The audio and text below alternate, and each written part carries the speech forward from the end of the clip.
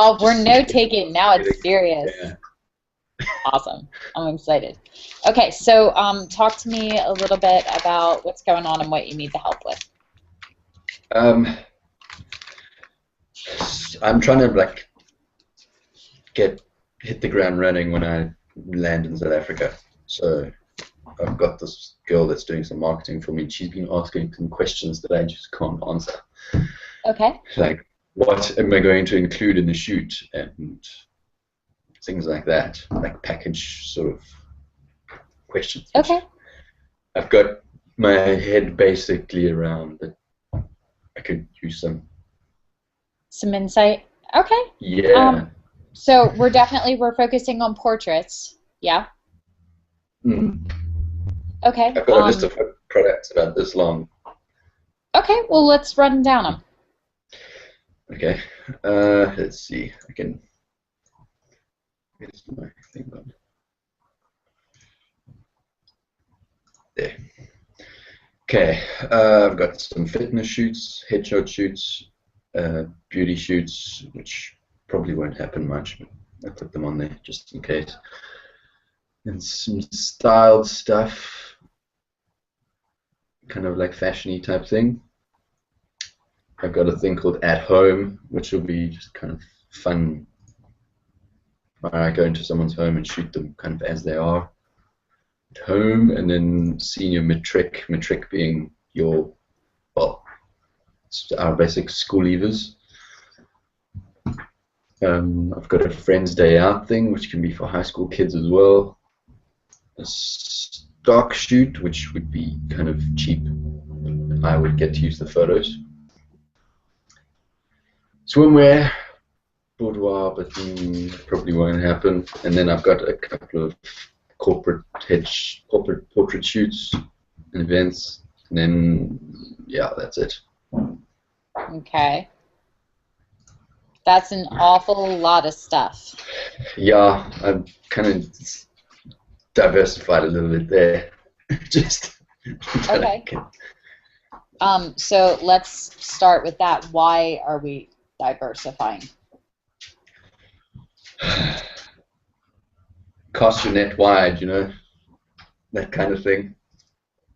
Especially because I haven't been in Durban for so long, kind of trying to get as much bits of work as I can as quickly as possible. Durban's not exactly a big market for it, for portraits anyway. Okay, so I totally understand that logic, and I did the same exact thing when I started. My first website had seniors and babies and maternity and swimwear and seniors, as in senior citizens, and couples and weddings and everything, because I figured the wider that I made my market, the more people I had the potential to reach out to. So it just became a numbers game. If 1 out of every 100 people was booking me, if I was appealing to brides and moms and seniors and children and babies, then I was widening my pool to 800 people and getting 8 shoots as opposed to 1, which totally makes sense logically, but it actually has the exact opposite effect. So the problem is that when you do that, what you do is you set yourself up as a general practitioner, which means I can treat everything, which means when somebody has something that they actually value, they're going to assume that you can't do it because you dilute the potency of what it is you're offering, because people are going to get online and look at it and go, I don't know what this person does. Comes across as somebody that hasn't figured themselves out yet, which we don't want to do. So, one, you can definitely mix a bunch of these up. Like you said, swimwear and boudoir and beauty, all of those are portraits of women that are more towards the feminine and the intimate side. That's all one genre. You don't need 3 separate tabs for them. Okay. Same thing with school and Friends Day and seniors. That's all talking to school-age kids. If you were doing children, that would fit in as well. I don't know what the at-home is. Explain that to me. How is that?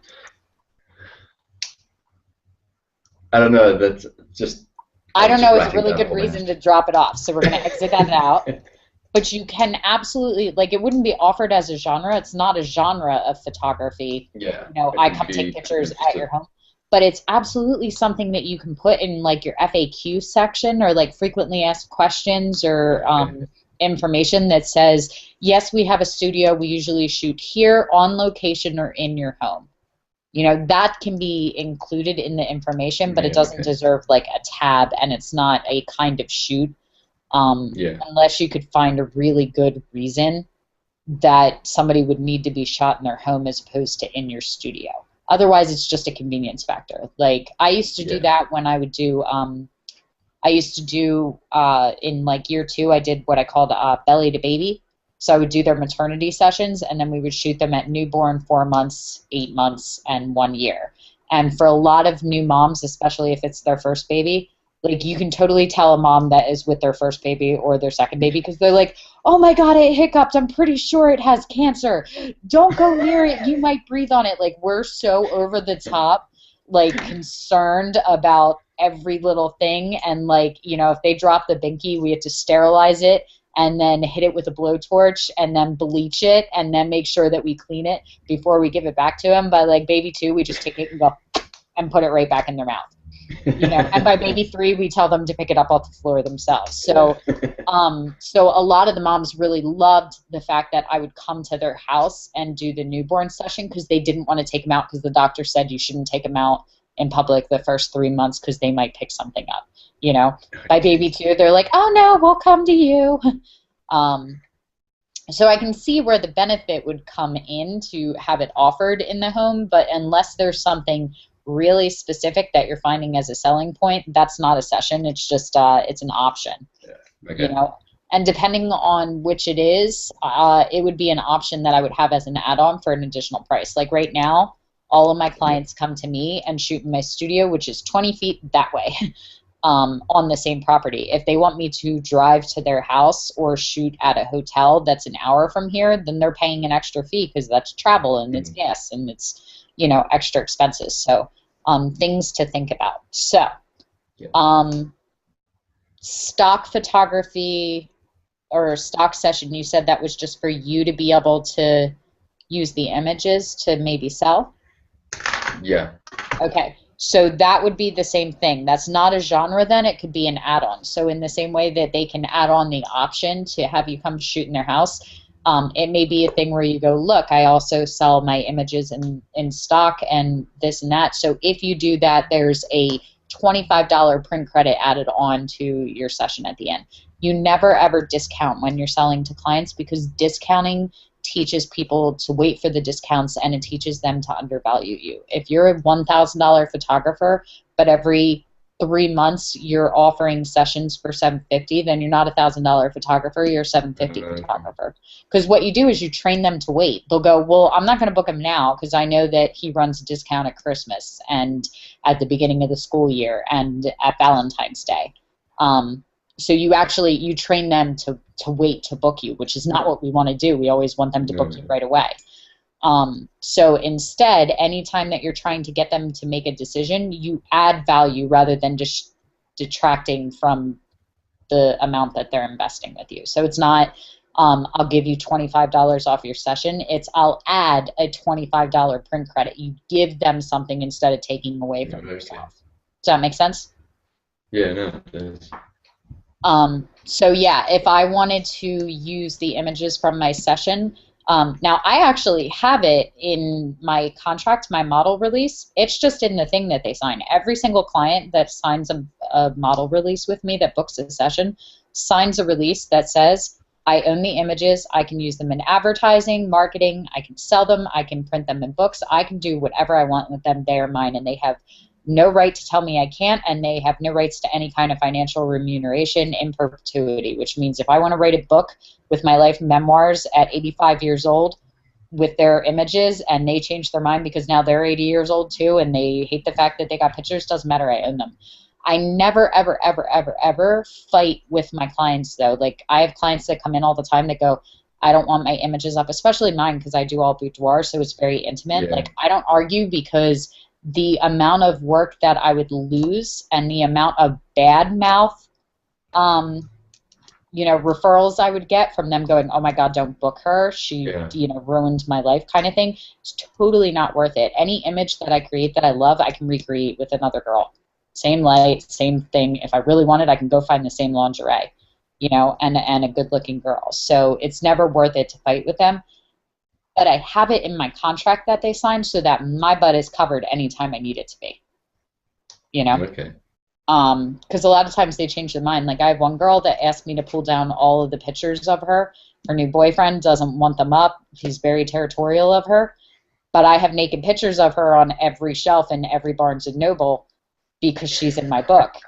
So having that contract, even though I said absolutely, took her off my website, took her off of all my social media and tried to accommodate that, I'm not going to go recall the books. Yeah. Like that's money that I've invested. So it's that kind of stuff that you just want to make sure your bases are covered, and then you always want to accommodate and never fight with them. But I don't think that you need to offer a discount, and I don't think that you need to really offer print credit. That's just something that should be in your release anyway. And remind me when we sign off.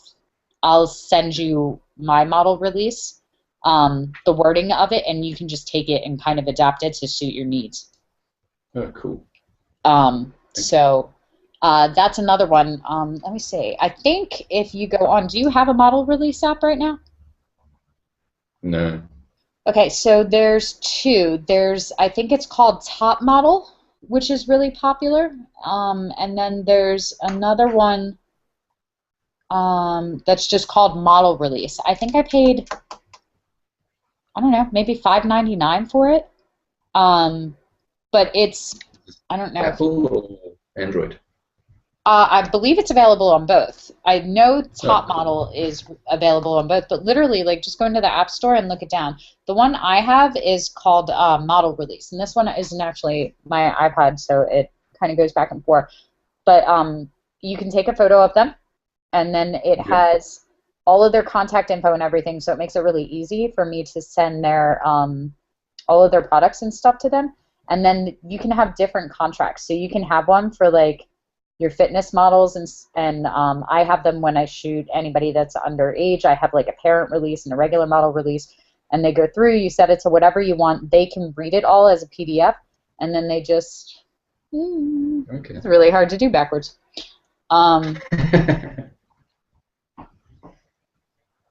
So they'll literally just read all of the text on here, and then it'll have their stuff. And then they just click down here and go to sign. And it comes up, and it's just like a pen. And they just sign their name, and then it sends a PDF to their email. They have a copy. I have a digital copy. Sends a copy to me. Everybody has it. Everybody knows exactly what's in it. And there's no way whatsoever they can ever say that they didn't sign it, because it has their photograph there too and the date that they signed. Once they sign, it locks the contract in order to protect you both, so you can't go in and edit anything, any word in there, without having them re-sign. So it would, as soon as you open it, it would tell you this is a locked and signed document. If you open it, it unlocks it and erases their signature. So it's no longer voided. It'll save the original one for you, but it won't let you amend it and then save that with their signature. They'd have to re-sign. So that's a really cool one, and then it just keeps a running tally. The nice thing about it, too, is that it keeps them all in files, so when I shoot with clients that I free shot with, I can literally just go in and update it and say this contract and everything they signed is valid for this date and this date, in perpetuity. So that's saved me a lot of time, and for whatever reason, like, everybody loves, like, tech gear, because you can have this on your cell phone, too, so it's with you all the time. They like that they can just go in and digitally sign it. It's like, it's one of those little things that everybody's like, oh, this is really cool, because I used to have paper model releases, and this covers it. So I would definitely, every shoot I do, I forget to take one. So that would be really good. So that's something that you definitely want to start getting in the habit of. It's really important. Most of the time you don't need it. I've never had anybody really fight me on it, but it's really good to have, just to cover my bases if I need it. So going back to your genres, we have fitness and headshot, and fashion, and business, and then we have school, and we have I'm just going to call it glamour photography right now, which is including your Yeah. beauty, your swimwear, and your That makes boudoir. sense. Yeah. That's still, even though they're all people, that's still really, really wide. Yeah. Um, Now, here's the thing, is that Mm. going back to the concept that the more different genres that you shoot, the more of a general practitioner you are, I'm fine with that. You can do that, but you will not get paid as much as a heart surgeon as Yeah. you will as a family doctor. So some of that depends on you and how often you want to be working. How much retouching time are you putting in? How long does it take you to complete a shoot? Because you can't work as a general practitioner shooting pretty much every area of portrait photography and make $2,000 to $3,000 a session. You just can't. It's a breakdown Yeah. in the fundamentals of how business works. So you have three basic options. You can do this where you're looking for quantity. If you're looking for quantity in the number of people you're reaching, then you're also, what you're advertising is quantity in sessions, which means you're going to be a lower rate because it's quantity, not quality. People pay a premium for quality. So you'll be doing more sessions, but you won't have to be a specialist because it'll be at a lower rate. It just means you're working more frequently. If you love what you're doing and you can shoot 2 to 4 sessions, a day and be perfectly happy, and you have a quick retouching or you're sending out your retouching and you can keep up with that kind of workload, that's fine. As long as we're getting you to where you want to be at the end of the week, I'm totally cool with that. But if you're looking to run a studio like I do, that's more of a high-end boutique where you're doing 3 to 4 sessions a month at $3,000 to $4,000 each, like it's really just a breakdown. There isn't a wrong answer. If you're making $1,000 a session and shooting 12 sessions, or you're making $12,000 a session in one session, it doesn't matter as long as you get to that $12,000 Yeah. mark, right? There isn't a wrong answer, and I feel like so many people get it beat into their heads to be high end, instead of worrying about building a business that actually suits around their life. So on your end, you're at an advantage because you don't have kids yet. Yeah. Yep. Don't plan Um, to. okay. So I can tell you right now, I got two of them. They take up all of my time, Yeah. and I love them. But they do, especially right now because they're young. So I put in a lot of time, and there's things like, school meetings and putting them on the bus every morning, and the fact that I hit mute because I was yelling at my son to get out of the kitchen a minute ago.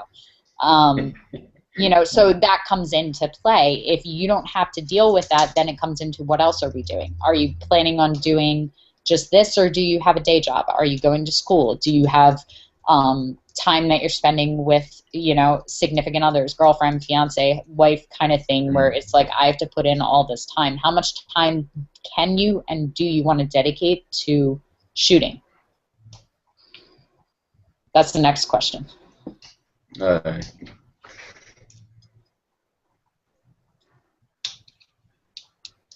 well, my fiance works a pretty much 8 to 5 job, so at least during that time, I'm quite happy to shoot, do work. Okay. She works every day, so I mean, weekends would be a problem, but I know weekends can be quite busy. Can Uh, make decent money on weekends doing certain things. It depends on what you're doing. Like, obviously, if you were looking into wedding photography, yeah, you kind of got to be available on Yeah, weekends. But portrait studio, there's two minds of thinking and it depends on who you're shooting. Like, if you're doing a lot of business and corporate kind of stuff, chances are that the people that are getting business and corporate headshots, it's being paid for by the corporation yeah, and the business. So it's entirely probable that you would go and do it in their office, or that you would set it up and it would be part of a work day for them. mm, So you could do that during the week. Obviously with school age children or seniors, they're in school. So yeah, could you do it during the week in the summer? Probably. Um, but it would be a little bit tougher during the school year. So something to think about. Most people are working and in school until about 4 or 5 o'clock at night, so you're looking at evening sessions and weekend sessions if you're accommodating their schedules. Yeah. Or you're working around holidays and other off times. So it just kind of depends on when you want to work. But again, you could shoot one session a day, 5 days a week for $200, or one session on the weekend for $1,000. You know, but you would give up your entire Saturday kind of thing. You know, you could do it that way and set up your business where Saturday and Sunday, maybe Sunday you take off so you can have family time and, you know, whatever else, but Saturday you do 3 or 4 sessions in one day to accommodate everybody's schedule, and then you spend the week editing, you know, while she's at work, so that when she comes home you can both be home and be present and spend time together too. So what's ideal for you in a perfect world if everybody's catering to you? Ideal. 3 days a week for about 4 hours a day. That'd be ideal. 3 days a week is good. 4 hours a day, how many sessions is that? 1, 2? How long do you shoot? I can knock out an entire shoot in about an hour.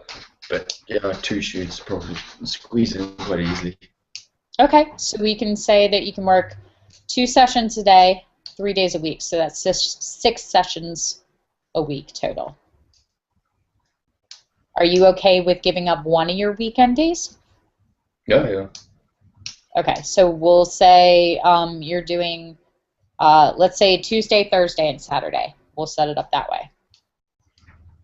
Now you're moving to South Africa. Are you going to have like studio space, or what are you thinking as far as that goes? I don't have any. I'd like to get some, but that'll have to wait a while until getting some money rolling in. Okay, so if you don't have a set studio space, or you can't afford to have like a studio that you're running every month, then some of the best ideas are to look around for studio space that you can rent by the hour. This could also be hotel rooms. You know, or actually on the road. Inquire with them. Okay, cool. Yeah, exactly. The other option is, like you said, to offer it in their home. But then you're kind of at the mercy of them. So, you know, they go, oh, yeah, I have this really beautiful, you know, kitchen and dining room. But then you get there and they have 4 dogs and the kids are, like, dropping Cheerios all over the floor and the lighting's awful and they haven't done the dishes in a week. Like, you know, so you're sure that somewhere underneath all of that is the beautiful house that they were telling you. You know, so you're kind of a victim of circumstance going in there. So I always recommend that people be careful about that. I like photographers to at least have some control over where they're shooting. Going in blind is always dangerous, especially if you're new. You know, if you're not used to doing it. But, you know, really, like, all you need is, like, a blank wall. Like, you can't see any of the chaos that is still left over from Christmas. I just look like I have these really, look, it's, like, faux finish, and I have my little candelabras there, and my family portrait. You know why? Because this is the only nice corner in my house right now. And so all the chaos that's going on and the fact that there are, like, remote control cars and pets and everything running around in the background, you can't see any of that because the camera's facing this way. So some of that's just getting creative and doing what photographers do best and looking for the light and the angle. Yeah. All right, so we're going to do 2 on Tuesday, 2 on Thursday, and 2 on Saturday. That's going to be the ideal. If not, we could probably do as many as 4 on Saturday if you worked a full 8-hour day. Yeah. Okay, so what I'd like to see is for Saturday, in order to accommodate everybody's work and school schedules and the fact that that's going to be the most coveted day, that you have space for up to 4 sessions on Saturday. Now, here's something else you can do, and something I started doing when I didn't want to work weekends. You can charge more on a Saturday than you do on a Tuesday and Thursday. Because that's your weekend time. It's very easy for you to go, absolutely, we'll work it around your convenience. However, Saturdays are much more highly booked, and they book out in advance. So while it's $200 to book the studio on Tuesday and Thursday, it's $250 to book it on Saturday. you know? Yeah. And then that pushes people to fill up your week the way you want to fill it up. You can always direct people, because then people get to make the decision, well, is that extra $50 more valuable to me than Saturday? Or is it, no, absolutely, Saturday is the only day I want to do it. I don't want to worry about the hustle of trying to do it during the week, so I'll pay that extra money for the convenience. You know, but you let them make up their mind. Or not. That's totally up to you. I'm just kind of throwing ideas at you right now. Yeah. So, okay. Let's look over these different genres, because I still think that if you're only looking to do 6 sessions, that you're not quite focused enough. You're still a little sporadic in what you want to shoot. So what do you want to shoot? Jeez, I don't know. Well, what do you like? Me, What do you get excited about? Like, do you really get excited to go shoot corporate clients? No, not particularly. Okay, so that's out. See how easy that was? Okay. Fitness, I've seen you bring a couple of those to critique, so those count. Headshots, I've seen you bring a lot of. I don't like the term headshot unless you're really trying to work with actors and models, though. It's more portraiture. Yeah. Okay. And fashion, I've seen you bring that to critique, too. So those are the 3 that I would like to see you, and those 3 will flow into each other as a genre. Okay. You know, I can see the connection between you having and beauty and boudoir and swimwear. That'll fit into portraiture too, and we'll also kind of delve into fashion a little bit. So you could do fashion with clothing and even formal wear, and you could also do fashion as like intimates and lingerie. You know, like they can be subcategories of it, but it could fit into either of those. So for portraiture, like your beauty shots and your glamour would fit into portraiture, but the boudoir and the swimwear would fit right into fashion. Yeah? Okay. Okay? Yeah, that so makes sense. That's where those would suit in. But that leaves you with essentially 3 categories. You don't ever want to give your clients more than 3 choices, because any more than 3, it becomes overwhelming, and when people start to feel overwhelmed and don't know where to go or look to find what they're looking for, they go on to the next person, which means they're at your competition's website, which is what you don't want. Yeah. So I wouldn't know, looking at fitness and headshot and fashion and beauty and swimwear and boudoir and school and friends day, I don't even know what that is, and at home I don't know what that is, and business and corporate and fitness. Like, so I'm an athletic girl on the swim team, so do I want to look at fitness or do I want to look at boudoir, because, and is swimwear separate than that, but I don't want it to be fashiony swimwear because I'm still at, you know what I mean? Like, that's where people start to go, no, I'm going to go over to this guy because all he does is that. Yeah. Okay. So I think that makes sense. Fitness, portraiture, and fashion would probably be your 3 areas. Okay. Those would appeal to all 3. And it all really falls under the idea of portraiture. Yeah. But I'm fine with you, like, on your site, if we go to, www.brett.com, and it's your site, like, I would be fine with having 3 tabs at the top that were like fashion, fitness, and portraiture. And because I like the alliteration and the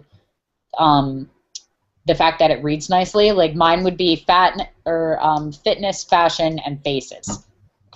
So that those little things they just make it fit and go through. And maybe either you have the tabs and then you have a slideshow running with your top 20 images, or you have 3 tiles where it's fitness and your best image, fashion and your best image, faces and your best image, so that people know by looking at it which avenue they want to go down to see your work depending on what they're looking for.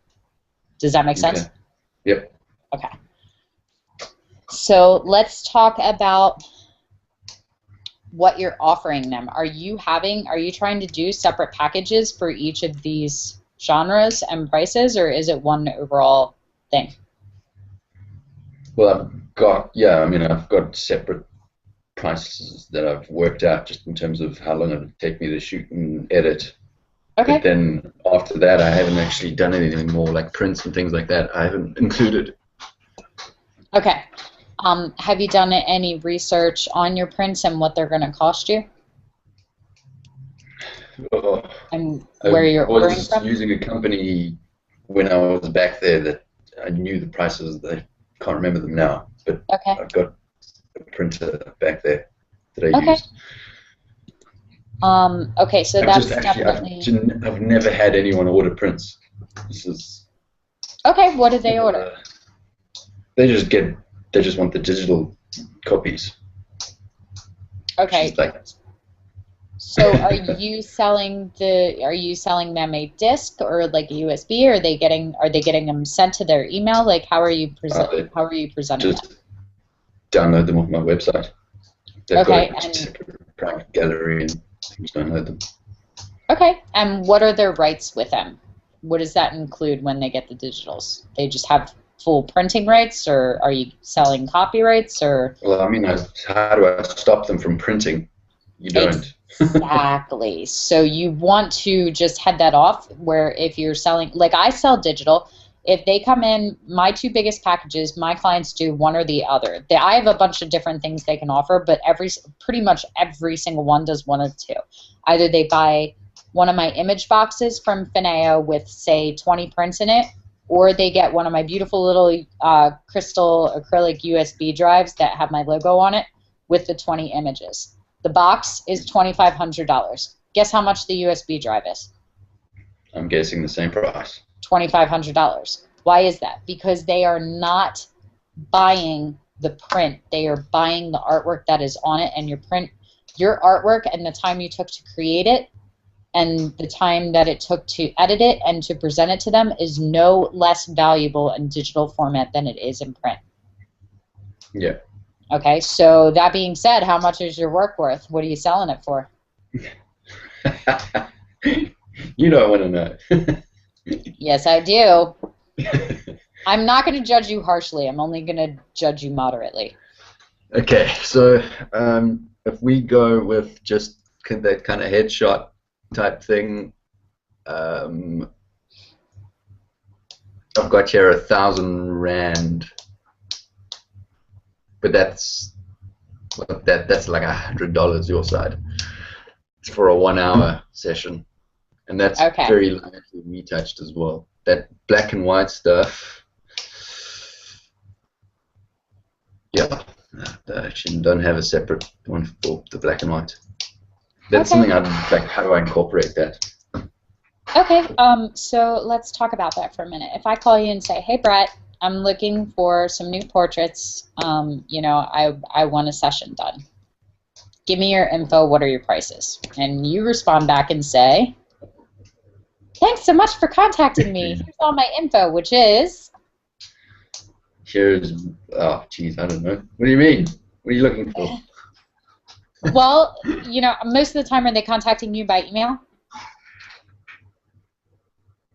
How's somebody get in touch with you when they want to hire you? Yeah, it's usually email. Okay. Or referral through Facebook. So I'm guessing that you're like most of us, where when you get an email or a Facebook message, it comes in as, hi, I'm interested in booking you. What are your rates? Yeah, Is I've that never about had right? that.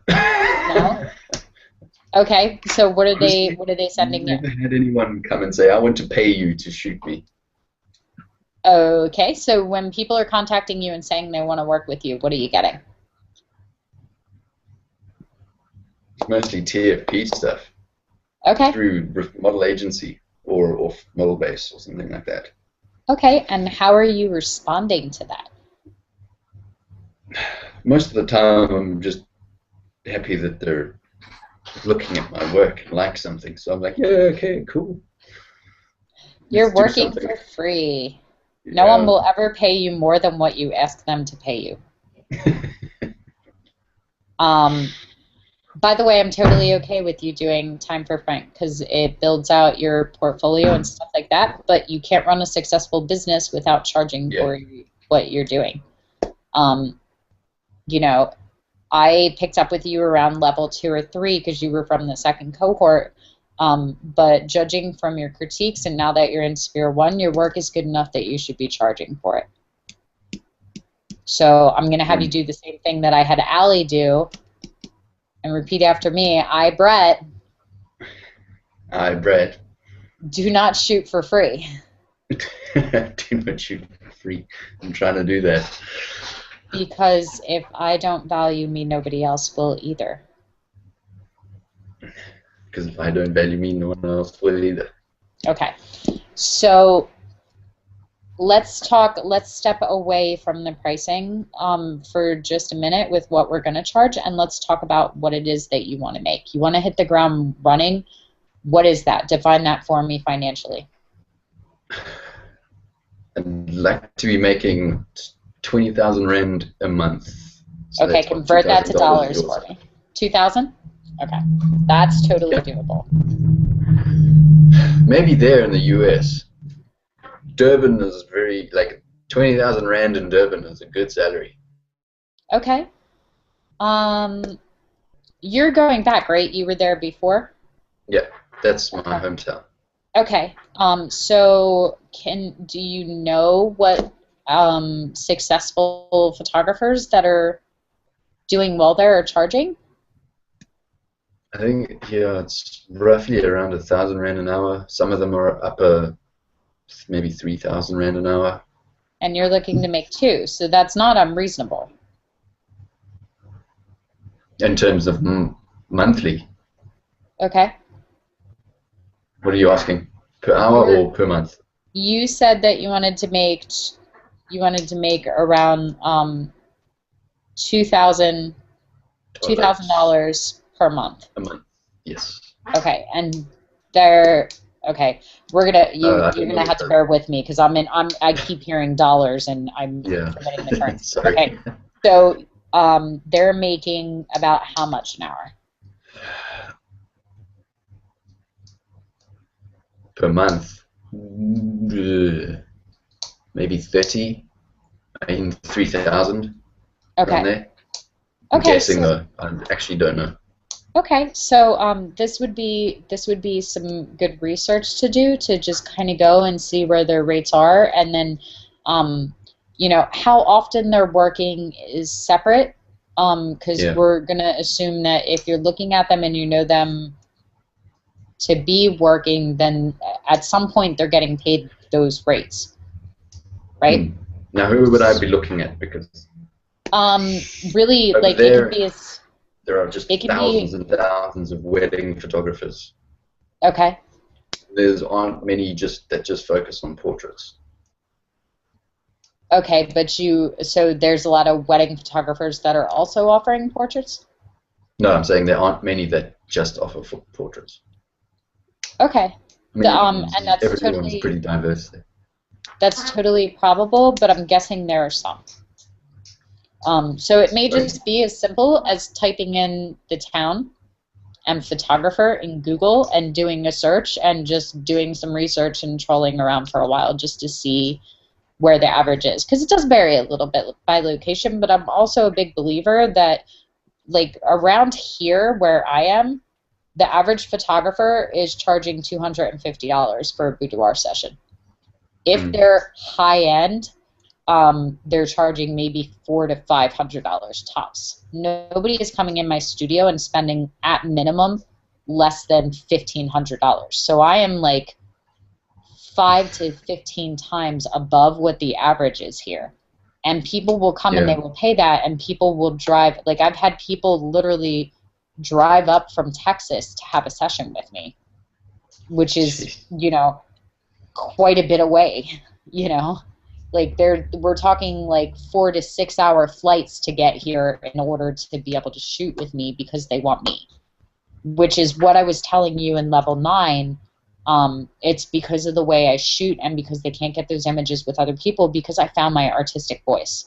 Like, I can put my images in the middle of the cohort right now, and mix them up and load an album with all of the apprentices, and you could pick out my 5 images as mine if you know my style, you know? With your black and white portraiture, I see that. I can pick out every single black and white image that is yours without fail. I know it. That's your voice right there. I see it a little bit in your fashion and your modeling stuff, but it's not as strong to where I believe that I could put them in. Like, are you in the artist atrium right now? Did you get the invite to that community? Yeah, I haven't actually been participating much in it though. Okay, so basically that's a collection of all of the apprentices that are past the foundation sphere. I feel confident that I could throw you in there with 400 other apprentices and have everybody submit a black and white image and still pick yours out. That's what you're looking for, because that's what somebody looks at, and I haven't seen anybody else that does that the way that you do. It's got your signature on it without you having to sign your name. That's what we're looking for. So when someone wants that style and they fall in love with it, there's no one they can go to except for you. Money. Yeah. That's where the money is. So what I'm looking for you to do is just look around and see what the average is so we can see where to start you at, because on the other hand, you're coming back, you're not known, you're not established, you're competing with established and known photographers, especially if portrait photography isn't as big in that area. Most of the photographers are wedding photographers, you know? Smaller markets, niche markets are harder to break into, but once you break into them, they're easier to own. Does that make sense? That's why I want to break into fitness markets, because I don't think there's anyone doing that. Okay. Most of breaking into the market or owning the market, especially when there isn't one, is making sure that there is a market to begin with. So who's your client for fitness? That would be, I've got a list. What's smart about this? Good. Where is it?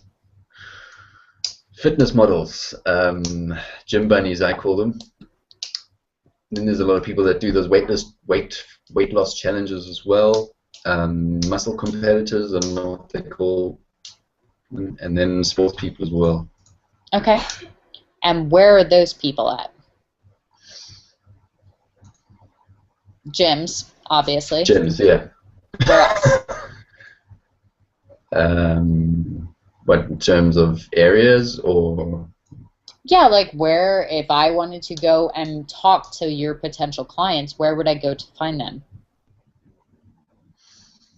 Are there specific department stores that are selling only fitness clothes and, you know, weightlifting gear, stuff like that? Like if you know, if David wanted to talk to all wildlife people, you know, he could very easily go to any of the stores that he's considering for sponsors that are selling camping gear and cold weather gear and tents. And, you know, so it's a matter of finding where your people are, because those are the people that you want to be collaborating with as potential businesses, you know.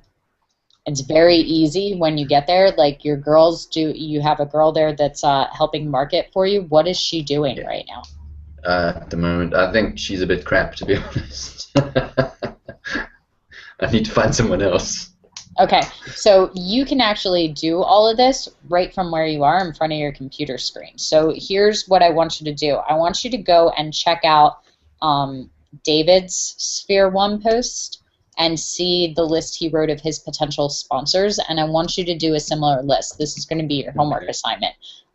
Think 25 to 50 names on the list, and what you're looking for is any business within 25 to 30 miles from you that is catering to your potential client. So if you really want to focus on fitness, you're looking for swim stores for your swimsuit girls. You're looking for clubs that have pools. Where are swim teams competing? You're looking for gyms. You're looking for most people that are really heavy into working out are also into taking care of your body. So places like here we have GNC and like Whole Food stores and places that have a lot of the protein shakes and you know, weight loss supplements and stuff like that, nutrient stores where, Yeah. you know, those would all be good ones. What else? Athletic stores, athletic wear stores,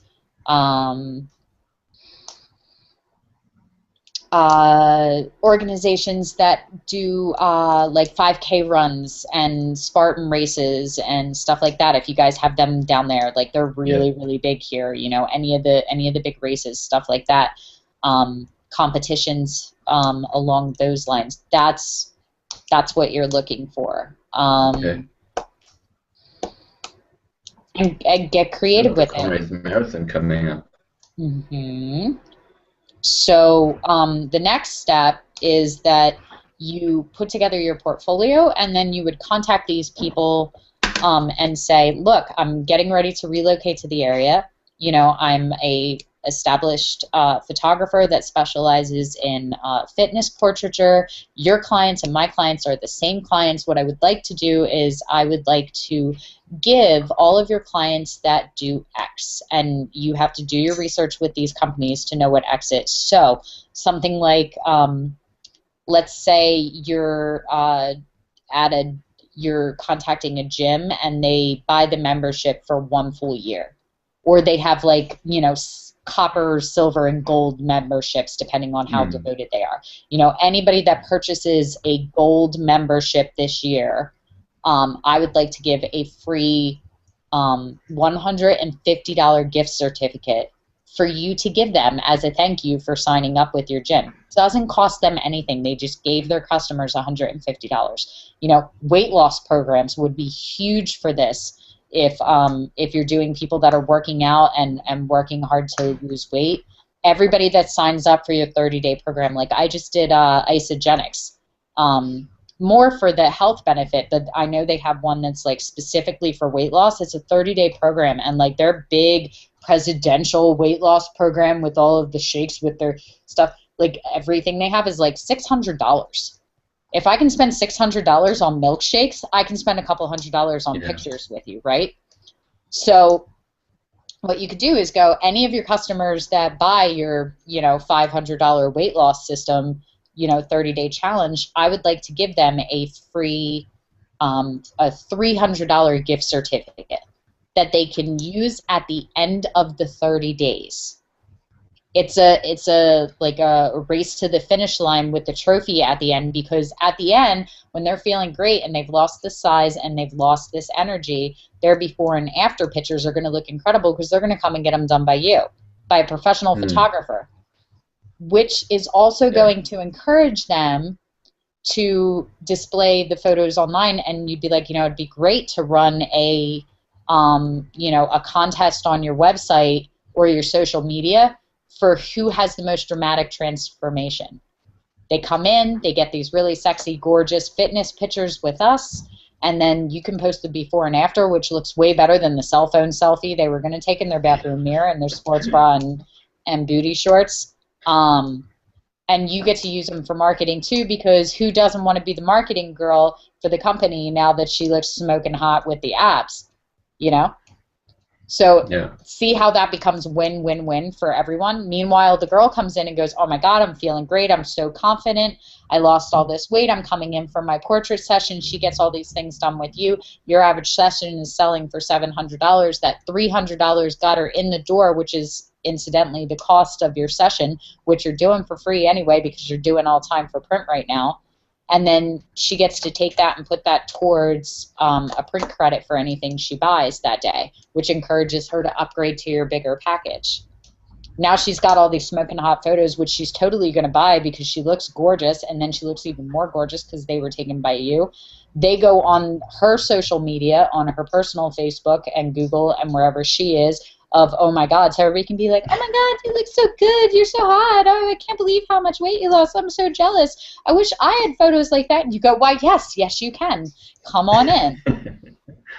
In the meantime, the company is using them for promotion to go, look at how well our stuff works, here's Tubby over here, and here's Hottie McHot that you want to take for your date, all in the course of 30 days because you bought our 30-day money-back guarantee program, and they put it up which is also tagged to you, and now it's going out to their 400,000 followers that are all on the page that are thinking of trying it too.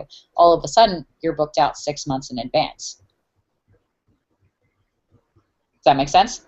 Yep, it does. Yeah. So I wouldn't be doing that shoot for free, is what you're saying. That would just be doing that shoot for free. That's just and the numbers, I'm just throwing out random numbers that are more closely based on my rates. You know, it could be a $50 or $100. It just depends on where you're at. So doing the research to see, you know, where the average is, and then pricing yourself just slightly above that so that it's comparable, but still puts you in the high end, because people will always instinctively look at whoever has the highest price tag, and we tell ourselves in our mind that must be the best quality, the best service, whatever. That's why they're charging more than everybody else. It's just a natural reaction. It's not always true, but it is the initial reaction that we have. Yeah. You know, so if you're finding that everybody is at 100, then I would be pricing yours at 125 to 150, enough to be high end, enough to be noticeably above, but not enough to price you out of the market. Yeah. Does that make sense? Yeah. Okay. So let's talk about what you're going to offer them. You haven't done it before. That's totally fine. We're going to start. So if I call you and say I want to book a session, what's that going to entail? What do you want that to include? What I want it to include? Mm-hmm. Obviously, it's going to include the shoot, some retouching. See, this is my thing. Like, what do I give them in terms of... You give them whatever you want. It's your business. And that's the best part. So I could say, no, you only get 5 photos because I hate retouching. Yeah, you can. Absolutely. I used to only give 10. You can give 5 photos. Here's the trick, is that everybody's looking for the right number, thinking that there's a formula. My general rule is the less you want to do it, the more you charge money for it, because you have to be getting paid enough that you go, all right. But if you hate doing it and you're pricing yourself low on it because that's where you think you're supposed to be, then you're doing something you hate and you're wasting your time and you're not making enough money at it, which is a lose-lose situation. That's a very bad idea. So so I'm fine with you only giving 5 images. You can charge by the image. I do. Okay. What do you want to do? Well, let me ask you, in your time for print, if most of your sessions were time for print, how many images were you usually returning? What was the session like, regardless of whether you were charging for it?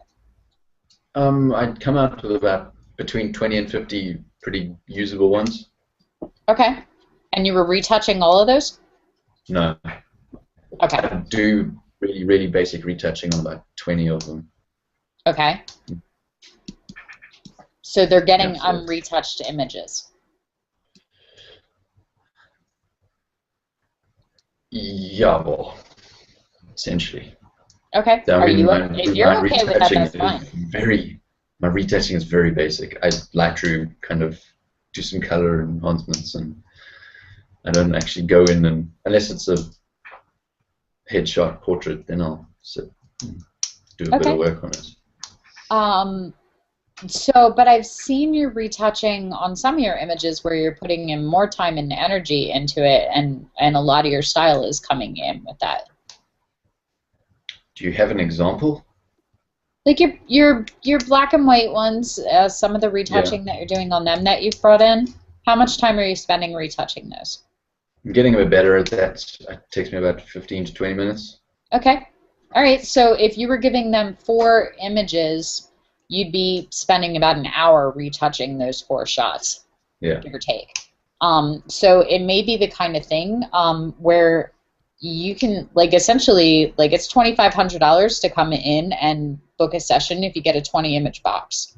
So they're spending more than $100 per image, essentially, is what it breaks down to. But I personally retouch every one, so I'm fine with that, because if I'm spending, you know, half an hour retouching the image, I'm getting paid $100 for every 30 minutes of work. That's not a bad day's work. So it just depends on how much you value your time and your energy putting in. If you can go in and do a basic retouch where you're just kind of cleaning up the skin a little bit and color correcting and correcting the contrast and levels and handing it off, and you can batch edit pretty much the whole session in 20 minutes, you know, this is totally different than if you're spending the time actually going through, you know, Yeah. as opposed to, you know, some of the stuff that we see from like Nicole and Monica and, you know, where they're doing like the heavy composite and they're putting all these different elements out and they're spending hours in there going back and through, you know, they have to be compensated for that time. You know, they can't charge the same rates that you can for doing basic retouching because it comes out to like 18 cents an hour, you know, which is what we don't want. So do you want to keep running your sessions like that where they're getting 20 to 50 images that aren't all retouched, or what is it that you want to be giving them? Definitely like to limit the number so that I can spend more time on, say, 10 images. Okay. Between 10 and 20, I think, is a pretty good number for me. Okay, so it sounds like you're a lot more confident. Like originally, I was not confident letting people see unretouched images, so I picked the 10 best and would give it to them. Now they come in and they look at all the unretouched proofs in a viewing session, and they select which ones they want. Do you feel like that would work for you? Yep. Okay, so then my recommendation would be to go have the session and then have somewhere that you can hook up to a TV or a projector or something like that. If worse comes to worse, you know, sit down with your laptop with them side by side and go through the images, download them, and then just flag the ones that they like so you can see. This makes it really convenient if you're offering prints, but if you're doing digital, that's fine too. And then you just say, like, literally, I just sit them down and go, okay, we're just going to yay or nay it, okay? Yes, I love it. No, I don't. And it's just click. Yes, click. No, click. Ooh, yes, that one just made me money. That's one that I'm spending more time on. You know, yes, no, yes, no. And then I go into the flagged folder and go, okay, we starred 24 of them. You know, or we starred 17. I have a 15 image box and a 20 image box. Would you like to cut 2 or add 3? You know, so it makes it easy as an upsell. When I do it, usually I err on the side of yes the first round, and then I'll do a second round of cuts if I need to. So if it's like, yeah, I like it, that's one that'll probably get cut this second round. But I'd rather have it because if they have 21 images in a 20 image box, I know that that's the one I can go to and go, you weren't sold on this one, and we can cut it out and it's less editing time for me. But I'd rather have them have too many and then go back and cut out some of the ones that were good but not amazing than have not enough and have them try to fill it back up later. Does that make sense? Yep. Okay. So how many images do you want to return? How many do you want to limit it to? I think 20 maxes sounds like a good number. Okay, so we'll do a 20 image collection, and then what do you think, like maybe 15 and 10? How many packages do you want to have? Not too many. Let's not overcomplicate things. Yeah, I think 15 and 10 would be wise. Okay. And then it depends on how you do. Like I do mine and pre-order the boxes so I know how many prints there are, but you can also set it up with like an individual print price. Like if I have a client that really wants 12 prints and I know that the other 3, I don't want them to buy something that they don't want just to fill up the package. That's like school picture mentality, and you end up with a stack of them in a drawer somewhere. So if I have a client that buys 12, I'll upgrade to a 15 image box in size, but just put 12 images, and I'll just sell them the extra prints for 150 each. You know, so there's an individual a la carte menu that they can just add them up. Okay. What are you thinking in terms of products? Products. Prints, albums, digital, print boxes. Prints, definitely. I mean, like I said, if I can get someone to buy prints, awesome. Canvas, I think, or large scale prints would be. Okay. Now, let me make fun of you for a minute. When's the last Okay. time that you walked into somebody's house and saw a picture of them in their fitness workout clothes blown up on a 20 by 30 canvas hanging over their fireplace? True. Okay, so it's totally, because it's the same for me. Like, people are like, why don't you sell wall prints? Well, because no matter how gorgeous and sensual and lovely the image is, you know, if I had a session like Lindsay Adler, I think is going to shoot me in New York and do boudoir. No, and I love her work. Like, who doesn't want to be shot by her? Yeah. But no matter how gorgeous and sexy and feminine it is, I'm not hanging like a 40 by 50 print of me in a G-string over my fireplace for my son to walk in and be like, Mommy, why don't you have clothes on? You know, like, Yeah.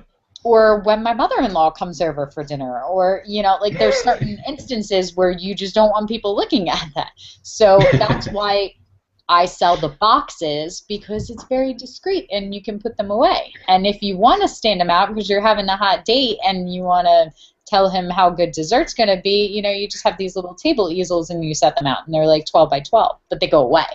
You know, wall art doesn't. So in my humble opinion, wall art frames like this are for exactly that. They're for family portraits and, you know, maybe pictures of the kids, senior pictures, landscape artwork kind of stuff. It wouldn't fit as well with fashion. Beauty and headshots maybe, but even still, like, it's just not the right genre. It's more likely that headshots and stuff are being used for bookings for jobs with models and actors and people along those lines.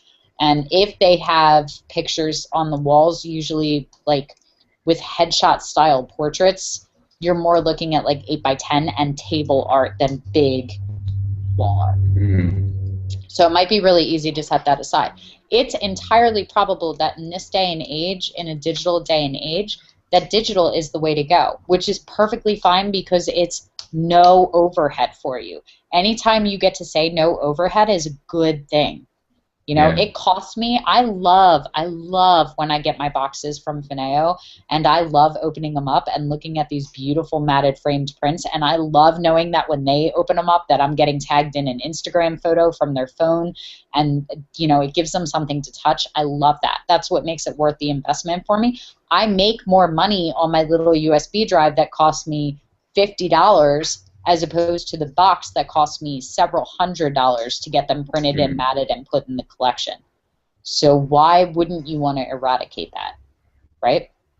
So I'm totally okay with you offering a session and selling digital prints with the printing rights, which takes all of the post work off of you of having to order the prints and format them and get them in and check them for quality and send them to your client, as opposed to just letting them download them from online or sending them a USB drive. I think that would be perfectly fine. But I also don't think that it's not a bad idea to have the option for them to buy prints if they want to. But I always push people to the digital now because I make more money off of it that way, and I don't care. They can go make prints. And if I'm selling them the printing rights, I don't have to worry about them stealing them.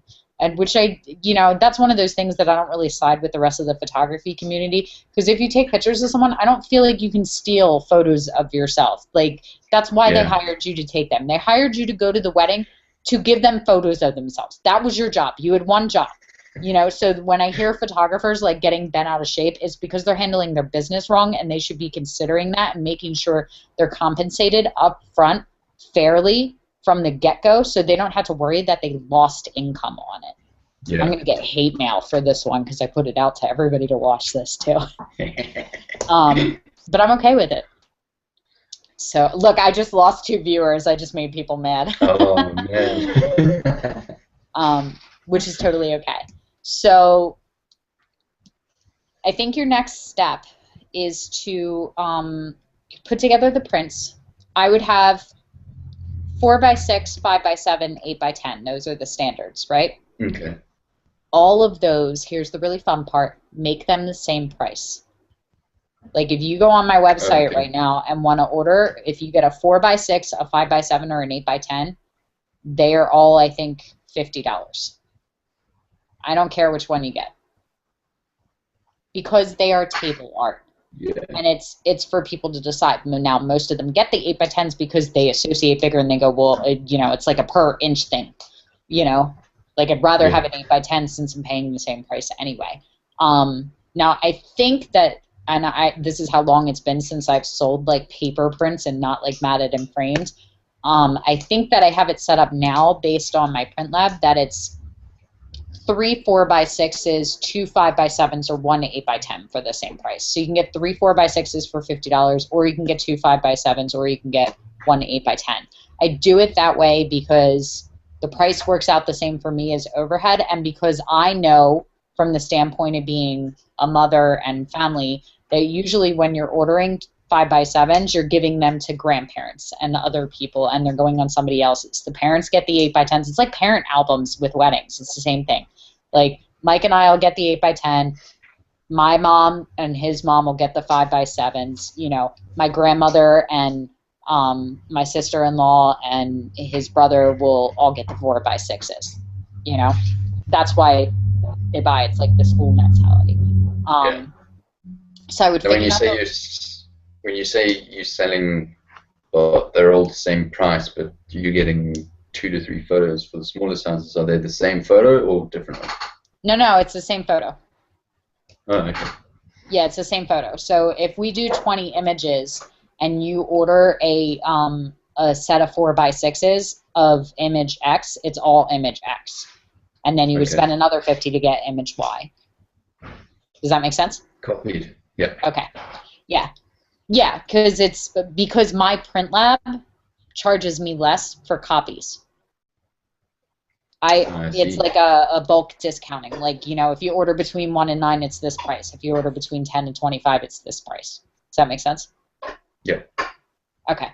So, so I would look into that. I would do 4x6 and 5x7s and 8x10s.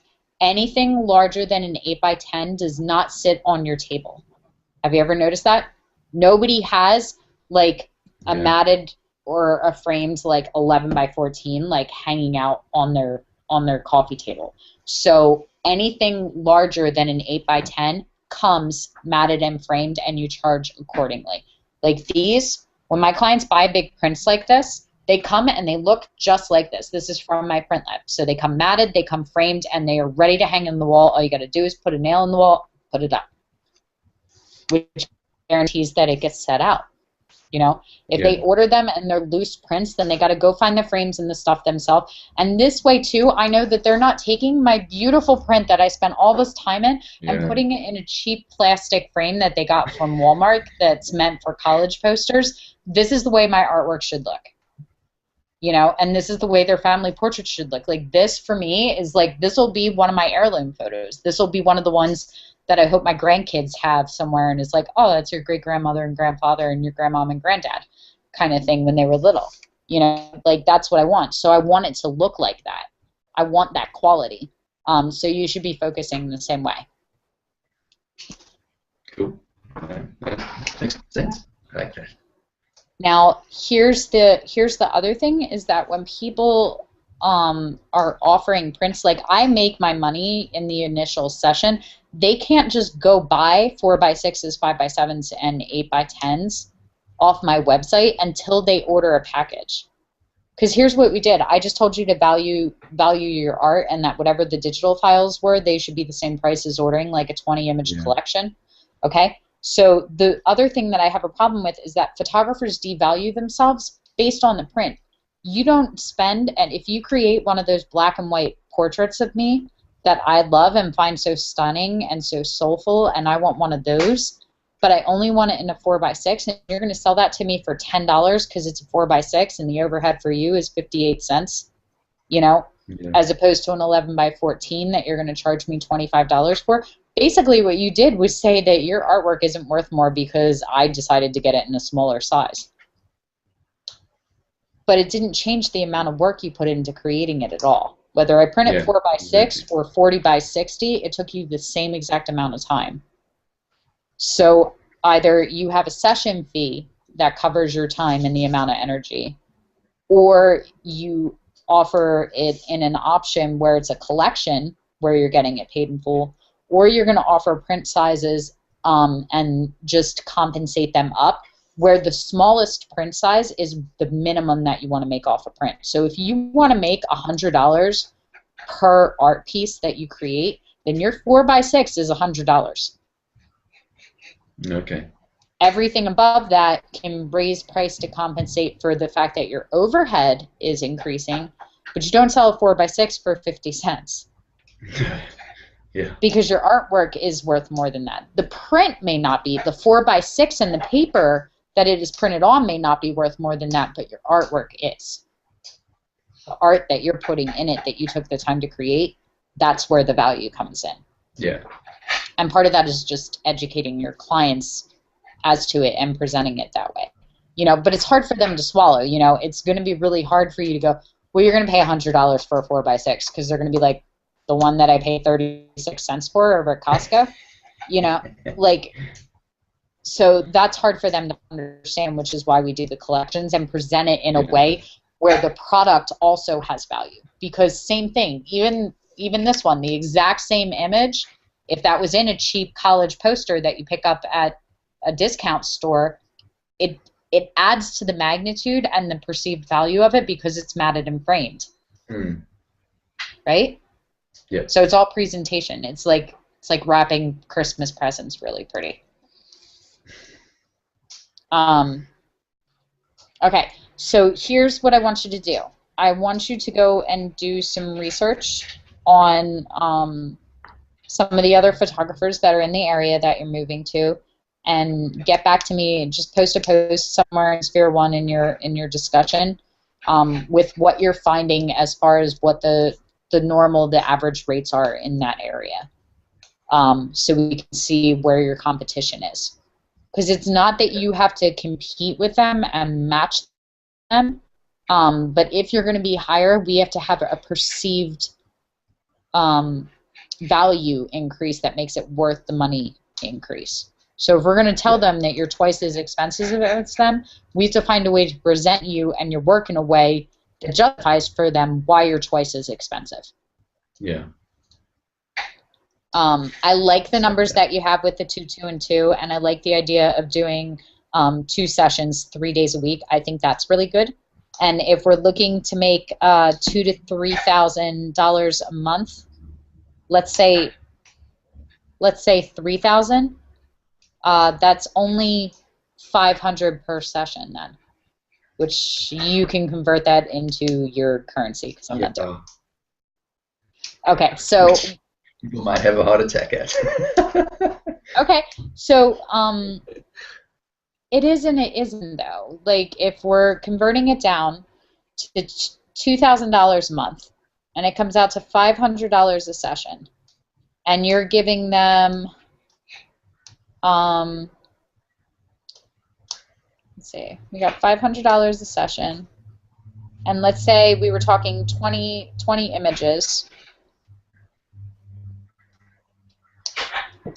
That's only $25 per image.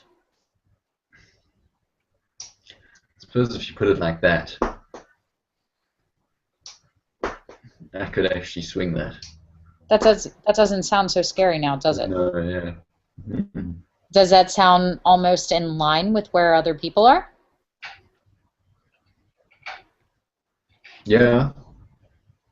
Oh. It might be a little bit higher, but yeah, it's kind of but comparable. And that's at Yeah. $3,000. You said $2,000. So I have you a whole $1,000 above.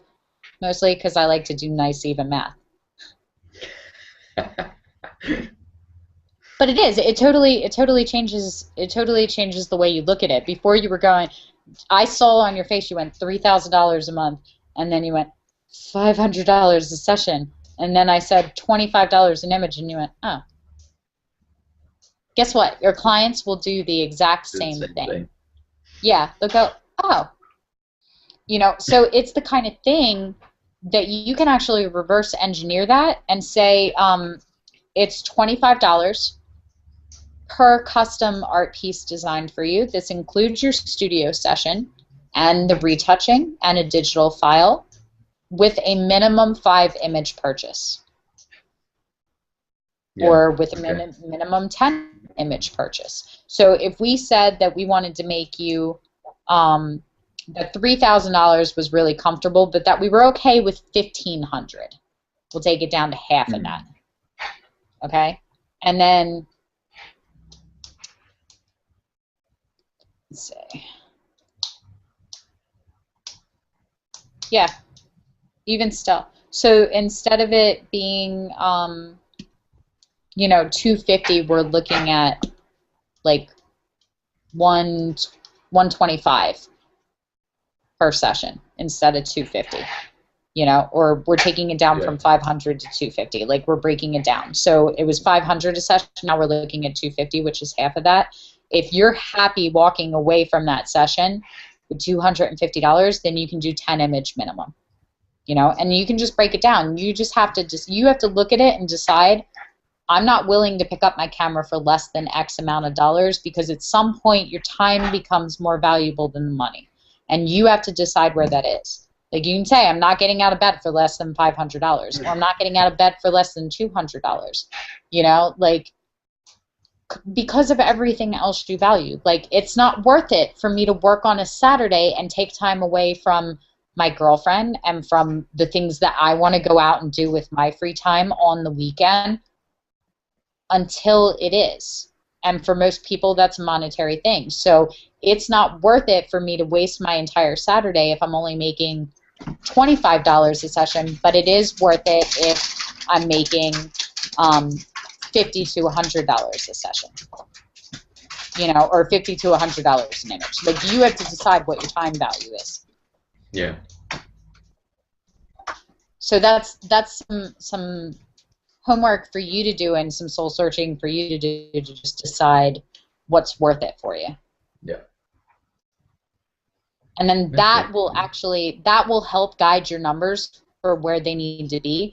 But I'm gonna really encourage you to break it down like that, and just pay attention to what it is that you're actually making per image or per hour and stuff like that. Because when you look at it like that, I like the per image breakdown better than the per hour breakdown, because they don't care how much time you're putting in.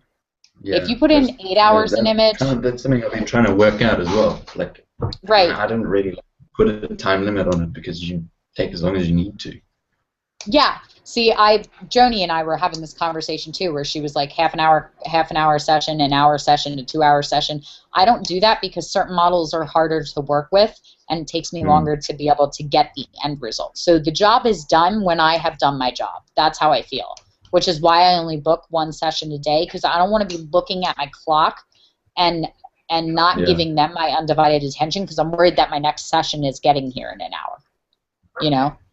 So the other thing is that if you're presenting them these beautiful black and white portrait images, if that takes you 8 minutes or 8 hours or 8 days to edit in order to do that, they don't care. They just care that they're getting it. Their value is in that print being returned to them. Whatever it took to get there, they have no concept. That's all the wizard behind the curtain. All they know is that at the end of it, this is what they're getting. So when you break it down and say, oh, well, I'm charging you $20 an hour, they'll go, $20 an hour? I only make $7 an hour, and all you're doing is snapping a shutter and moving some things on a computer screen. Why are you getting so much? But if you say it's $20 an image, they go, oh, it's totally worth it to have an original Brett hanging in my home with that beautiful black light. You know what I mean? Yeah. That's part of selling to your clients, is understanding what they're buying. Yay! Breakthrough! Epiphany! Good. Now, something How else you I feeling? wanted. Other questions? Yes, there is. Go ahead. Say I was to do a session. Mm-hmm. Should I be focusing on, like, should it just be black and white, or should it be kind of, you'll get some black and white or some color, or I leave it completely up to them? So I think what I would do in your instance, if you're looking at doing it, is I would have your basic retouching, which is just the simple stuff that you said you're rolling through in, like, you know, like 8 to 10 minutes. And then you have your black and whites that you're spending 20 to 30 on. What I would do is I would probably either set up 2 different sessions, where it's like here is a our quickie shoot that is quick shoot and quick editing and returns, and you find better words than that. Like here's our natural shoot that captures you as you are, has minimal retouching to allow for an honest interpretation of you sans Photoshop. And then here is our moody black and white creation of the artist kind of thing. These are a more in-depth session. Your images are coming back with this. I would call it something along the lines of classic, because black and white photography always looks very classic and very timeless whenever it was taken. That's a lot of the appeal of it. So I would have that as a separate session so that people can gravitate to one or the other. Or I would add it as an add-on where it would be like, let's say you were going to charge, like you said 25 was a little bit higher than the average. Okay, so let's say the average was 15 and you were going to charge $15 an image. Unless they wanted to upgrade because they really love that one, because they'll have their 3 or 4 images per session. These 4 are their absolute favorites. Why don't you upgrade them to 25 and get those 4 retouched, and the value comes on at the end. It's upgrading to the fine art version. So here's your photography, and here's the fine art. And they can pick their very favorite images. And that's just something that while you're going through the session, if you're flagging the images, here's what you listen for. Oh, those are the ones that are the money makers. When they don't say yes, when they just react, that's what you're waiting for. That's essentially what that translates to is ka-ching. That's your cash register going, because people still have cash register. So those are the ones that you would flag a different color and come back to and go, I know you really liked this one. This one would be fantastic as a fine art finish. Yeah, okay. Because they've already expressed to you that they value that one more than the other ones that they like from the session. Those are the cream of the crop. So those are the ones that you sell. And it may be 1, it may be 5, it may be 13. It just depends on how much you nailed that session. So this is where you earning your keep as an artist comes in, because the better the job you do and the more you get that reaction from them, the more money you're going to make. Does that make sense? Yep. Cool. Other questions? Are you on the overload yet? I'm glad we recorded this so you can go back and rewatch it, because I threw a lot of information at you. Yes. I was going to record it myself if you didn't. That's why the notepad's here as well. Good.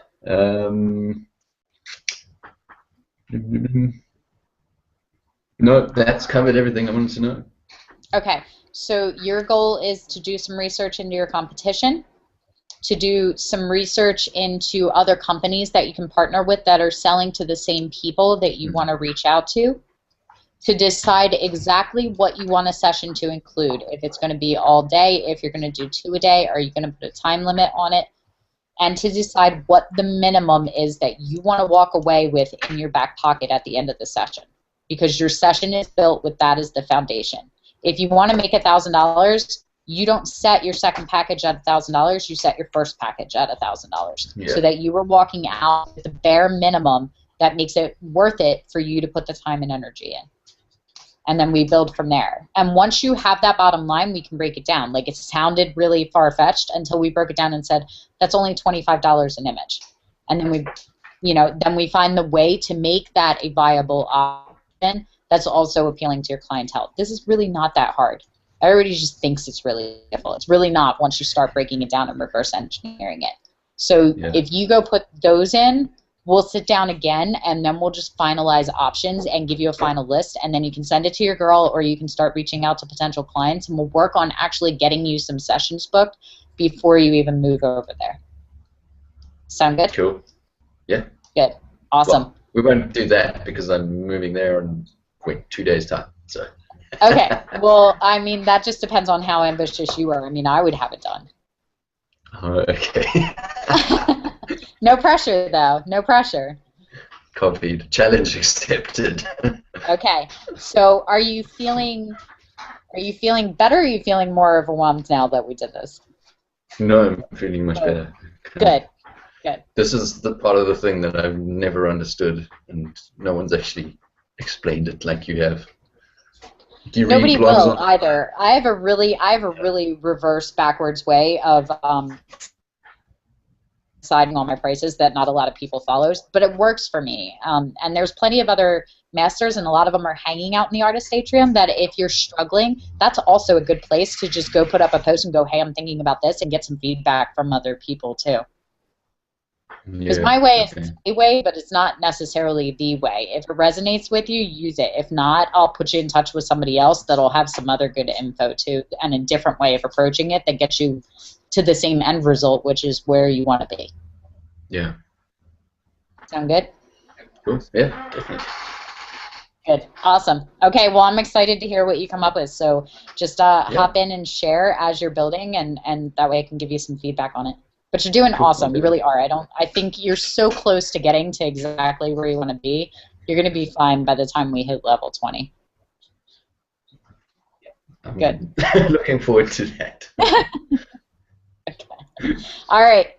Well, that's it. I'm hanging up on you because I got to go do the creation wars. So Okay. Cool. I will Well, thanks very much. talk to you soon. All right. Yeah. See you soon. Bye. Yeah. Cheers.